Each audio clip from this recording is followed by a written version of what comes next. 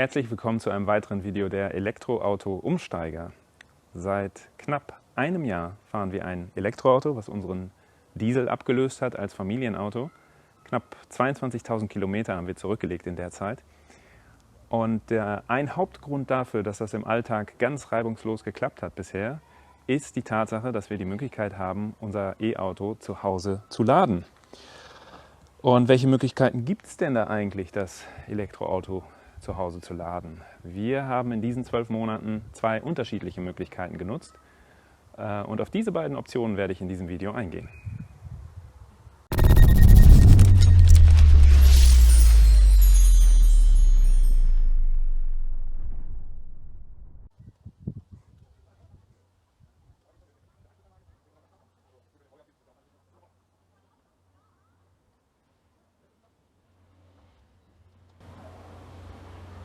Was ihr hier seht, ist die erste Möglichkeit, das Auto zu laden, die wir genutzt haben in den ersten 4 Monaten, in denen wir dieses Elektroauto hatten.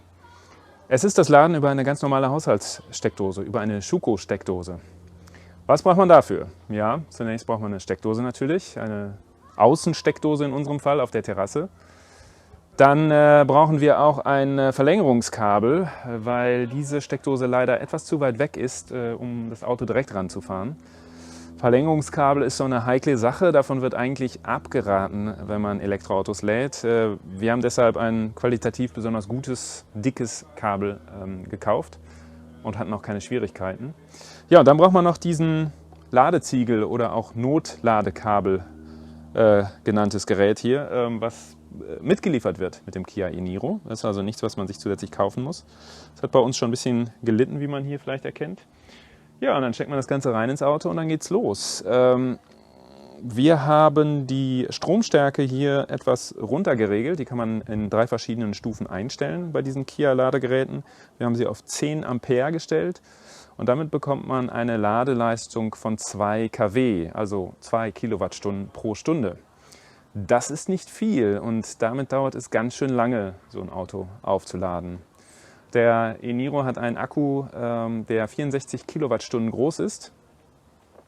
Machen wir mal ein Beispiel. Man kommt nach Hause, der Akku ist auf 30% Ladestand runtergefahren und man möchte ihn wieder auf 80% laden. Das ist ja das, was man im Alltag normalerweise macht, um den Akku zu schonen. Man lädt nicht auf 100%, man lädt auf 80%. Also von 30 auf 80% sind 50% der Akkukapazität, 32 Kilowattstunden, also beim Kia e-Niro.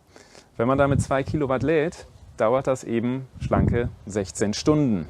Da braucht man schon Geduld und auch ein wenig Planung. Denn wenn man mal auf die Langstrecke geht und möchte den Akku auf 100% aufladen, ja, dann beginnt man besser 2 Tage vorher damit, denn sonst könnte die Zeit nicht ausreichen, um den Akku auf 100% voll zu kriegen. Also wir hatten in der Zeit den e-Niro hier so 2 bis 3 Mal pro Woche hier am Ladegerät. Das ging, das hat funktioniert. Es war aber eben auch ein bisschen wiggelig, wie man bei uns sagt. Also man musste eben jedes Mal dieses Kabel rausholen und das Notladekabel anschließen, den Ladeziegel.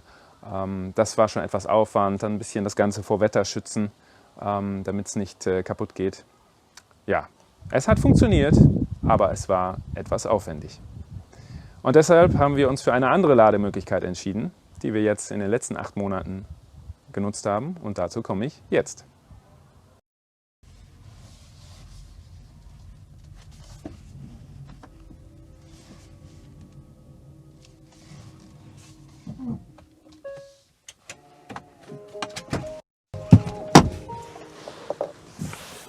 Wie ihr euch sicherlich schon gedacht habt, handelt es sich bei der zweiten Lademöglichkeit um eine Wallbox.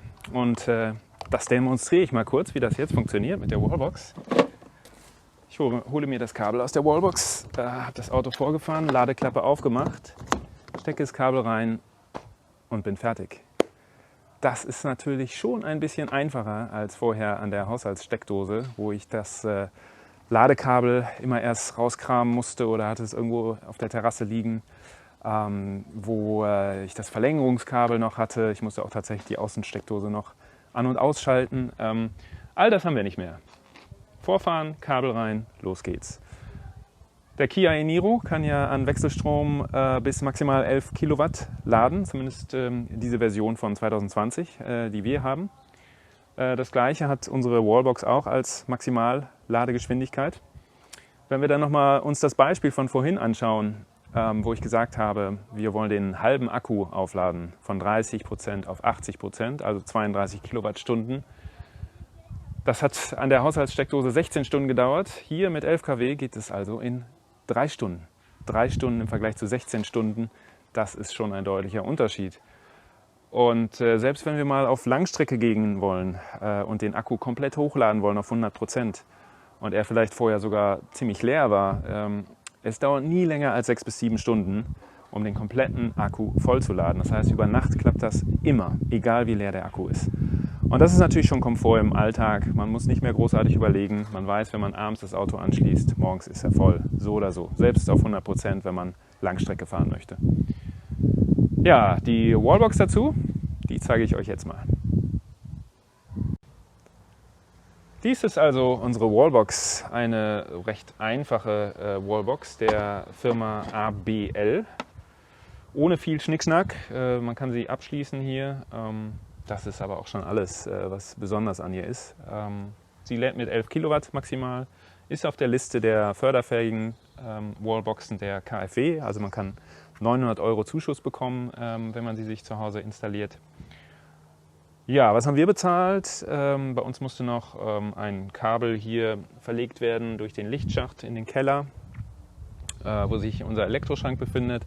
Und wir haben das alles vom Elektriker machen lassen und die Wallbox dann auch vom Elektriker mitgekauft und haben insgesamt 1.600 € bezahlt für das Gesamtpaket Installation und Wallbox. Was ist nun die Moral der Geschichte dieser 2 Lademöglichkeiten zu Hause? Nun, das Laden mit der Haushaltssteckdose hat funktioniert in den ersten 4 Monaten, das geht. Wesentlich komfortabler und auch sicherer ist es aber mit dieser Wallbox. Warum sage ich sicherer? Da bin ich vorhin nicht so drauf eingegangen. Beim Laden mit an der Haushaltssteckdose ist auch immer die Frage, was hat man zu Hause für eine Elektroinstallation? Wie alt sind die Leitungen, die Dosen, wie qualitativ in Ordnung sind die? Da gibt es doch ein gewisses Restrisiko. Unser Haus ist jetzt aus dem Jahre 2000, da müsste eigentlich alles in Ordnung sein, aber gerade bei älteren Häusern ist es schon ein Risiko. Von daher empfehle ich langfristig definitiv eine Wallbox für das Laden zu Hause. Ich finde aber nicht, dass man sie vom ersten Tag an braucht, wenn man ein Elektroauto kauft. Man kann die ersten Wochen und Monate auch gut mit einer Haushaltssteckdose über die Runden kommen. Danke fürs Zuschauen und bis zum nächsten Mal.